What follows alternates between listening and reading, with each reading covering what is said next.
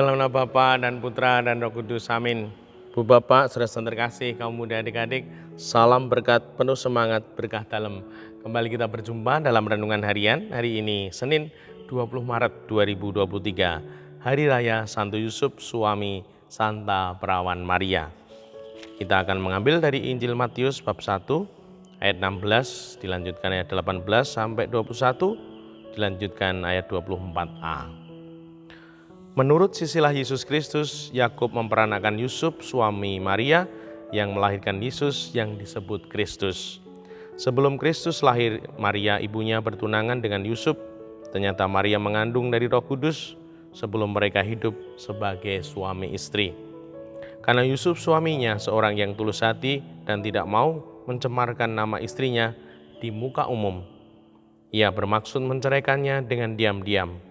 Tetapi ketika Yusuf mempertimbangkan maksud itu, malaikat Tuhan tampak kepadanya dalam mimpi dan berkata, "Yusuf, anak Daud, janganlah engkau takut mengambil Maria sebagai istrimu, sebab anak yang di dalam kandungannya adalah dari Roh Kudus. Maria akan melahirkan anak laki-laki dan engkau akan menamai dia Yesus, karena dialah yang akan menyelamatkan umatnya dari dosa mereka." Sudah bangun dari tidurnya, Yusuf berbuat seperti yang diperintahkan malaikat Tuhan itu kepadanya. Demikianlah Injil Tuhan, terpujilah Kristus. Ibu, Bapak, saudara terkasih, di Hari Raya Santo Yusuf, suami Santa Perawan Maria, mari kita meneladan kehadiran Santo Yusuf dalam sejarah karya penyelamatan, di mana Santo Yusuf punya peran yang luar biasa yang mendampingi Bunda Maria untuk kedatangan Sang Juru Selamat. Bunda Maria mengandung dari Roh Kudus yang akan melahirkan Sang Juru Selamat, yaitu Yesus Kristus. Dan mari kita cermati apa yang disampaikan oleh Injil Suci. Karena Yusuf suaminya seorang yang tulus hati, Santo Yusuf diwartakan oleh Tuhan dalam Injil Suci sebagai pribadi yang tulus hati. Tulus hati versi Injil Suci yang dihayati, diungkapkan oleh Santo Yusuf sebagai pribadi yang hadir sebagai suami Santa Perawan Maria, sebagai Bapak Yusuf, Bapa Tuhan kita Yesus Kristus. Yang pertama,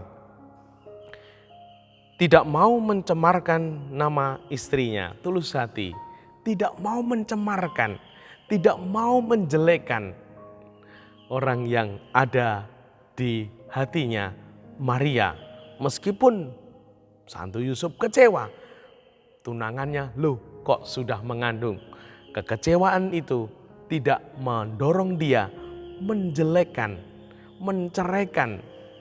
Namun sungguh Santo Yusuf mau tetap menjaga Bunda Maria. Bahkan di sini disampaikan menceraikannya dengan diam-diam. Nah, semoga kita mampu menghayati semangat Santo Yusuf ini untuk menjaga nama baik keluarga kita, orang-orang yang diberikan kepada kita, dan semoga kita mampu. Yang kedua, menutupi kesalahan orang. Nah, Bunda Maria mengandung dari Roh Kudus. Kalau itu terjadi di zaman sekarang, pasti tunangannya tidak akan mampu menghayati hidup dalam kebersamaan dengan tunangan yang sudah mengandung ini. Namun Santo Yusuf menutupi, tidak menceritakan itu, tidak mengabarkan itu, tidak ngember, tidak menjelek-jelekan sekali lagi. Nah, semoga kita di dalam keluarga kita juga tidak membuka, tidak menceritakan kekurangan, kelemahan, kekeliruan keluarga kita. Kita simpan dalam hati, kita doakan semoga keluarga kita semoga bertumbuh seperti apa yang dikehendaki Tuhan. Dan yang ketiga, mendengarkan Tuhan. Seperti yang disampaikan ketika Yesus mempertimbangkan maksud untuk menceraikan, malaikat Tuhan tampak kepadanya dalam mimpi dan berkata, "Yusuf anak Daud, jangan engkau takut mengambil Maria sebagai istrimu, sebab anak yang di dalam kandungannya adalah dari Roh Kudus."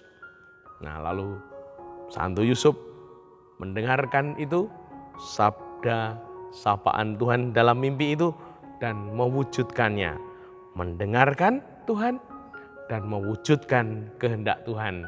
Semoga kita sebagai anggota keluarga, lingkungan masyarakat gereja, sebagai apapun, mau mendengarkan Tuhan dan mewujudkan kehendaknya, sehingga sungguh kita menjadi pelaku kehendak Tuhan, bukan kehendak diri kita sendiri, namun sungguh kehendak Tuhan demi kemuliaan keluhuran Tuhan. Dimuliakanlah Tuhan kini dan sepanjang masa. Salam berkat, penuh semangat, berkah dalam. Nama Bapa, Putra, dan Roh Kudus. Amin.